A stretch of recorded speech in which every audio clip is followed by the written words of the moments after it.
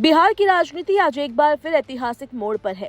मुख्यमंत्री नीतीश कुमार 10वीं बार राज्य के मुख्यमंत्री पद की शपथ लेंगे। इस अवसर पर पटना का गांधी मैदान साक्षी बनेगा, जहां नीतीश कुमार के साथ उप मुख्यमंत्री भी शपथ लेंगे और मंत्री भी शपथ ले सकते हैं। एनडीए विधायक दल की बैठक में नीतीश कुमार को सर्वसम्मति से नेता चुना गया है। उन्होंने राज्य में एनडीए को दोबारा बहुमत दिलाया है और अब नई सरकार का गठन होने जा रहा है।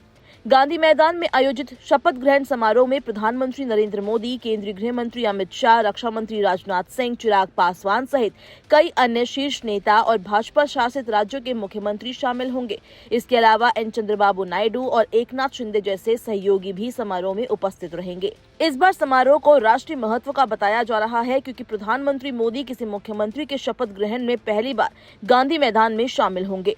शपथ ग्रहण से एक दिन पहले मंगलवार रात भाजपा के राष्ट्रीय अध्यक्ष जेपी नड्डा और केंद्रीय गृह मंत्री अमित शाह पटना पहुंचे। उन्होंने होटल मौर्य में एनडीए के शीर्ष नेताओं के साथ मंत्रिमंडल के पदों और मंत्रालयों के आवंटन पर अंतिम चर्चा की।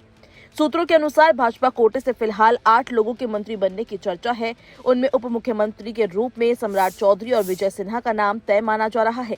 इसके अतिरिक्त नितिन नवीन, मंगल पांडे, कृष्ण कुमार ऋषि और रमा निषाद के भी मंत्री बनने की चर्चा है।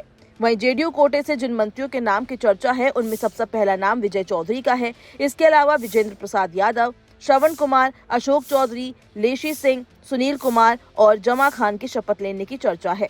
नए मंत्रियों के नाम पर भी ये कहा जा रहा है कि भगवान कुशवाहा या फिर राम सेवक सिंह को भी मंत्री बनाया जा सकता है। राष्ट्रीय लोक मोर्चा से महिला विधायक को मंत्री पद की जिम्मेदारी दी जा सकती है। उपेंद्र कुशवाहा की पत्नी स्नेहलता मंत्री हो सकती है। हम से संतोष सुमन मंत्री बन सकते हैं। पूर्व की सरकार में भी वो मंत्री रहे हैं। वहीं लोजपा आर से राजू तिवारी को मंत्री बनाया जा सकता है। वर्तमान में वो लोजपा आर के प्रदेश अध्यक्ष है। नई सरकार के गठन की तैयारियां लगभग पूरी हो चुकी है। सूत्रों के अनुसार नीतीश कुमार के साथ लगभग 18 से 20 मंत्री शपथ ले सकते हैं। समारोह की भव्यता को देखते हुए सुरक्षा के कड़े इंतजाम किए गए हैं। एसपीजी, एनएसजी और बिहार पुलिस की संयुक्त टीमों ने गांधी मैदान और आसपास के क्षेत्रों में सुरक्षा व्यवस्था को पुख्ता कर दिया है। हजारों लोगों की उपस्थिति को ध्यान में रखते हुए प्रवेश और निकास के अलग अलग मार्ग बनाए गए हैं और लगभग 1 लाख लोगों के बैठने की व्यवस्था सुनिश्चित की गई है।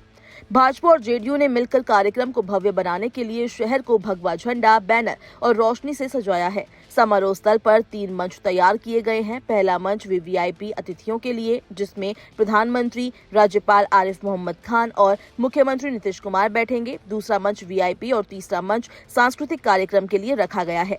मुख्य मंच पर केंद्रीय मंत्रिमंडल के वरिष्ठ सदस्य, भाजपा जेडीयू के शीर्ष नेता, कई राज्य के मुख्यमंत्री, राज्यपाल और अन्य गणमान्य अतिथि शामिल होंगे।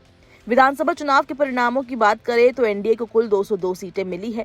भाजपा ने 89 सीटों पर जीत दर्ज की है, जबकि जेडीयू को 85 सीटें मिली है। चिराग पासवान की लोक जनशक्ति पार्टी आर को 19 और हिंदुस्तानी अवाम मोर्चा हम को 5 सीटें मिली। राष्ट्रीय लोक मोर्चा को 4 सीटें मिली है। नीतीश कुमार के राजनीतिक सफर की बात करें तो ये लंबा और विवादों से भरा रहा है।